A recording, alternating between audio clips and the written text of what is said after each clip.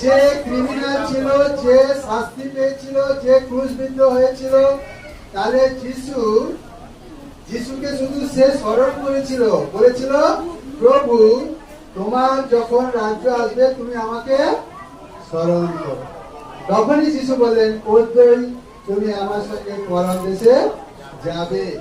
আমরা অনেক সময় মনে করি যে আমাদের ধর্মকর্মই আমাদেরকে পরিত্রাণ দেবে, উদ্ধার দেবে, আর সেই কারণে আমরা অনেক কিছু করতে চাই, কিন্তু না, আমাদের জন্য যিশু অলরেডি করে দিয়েছেন সলভেশন, পরিত্রাণ। সেই পাপী মানুষকে যিশু একটা কথাই বললেন, আজই তুমি আমার সঙ্গে পরম দেশে যাবে, অর্থাৎ উদ্ধারের নিশ্চয়তা।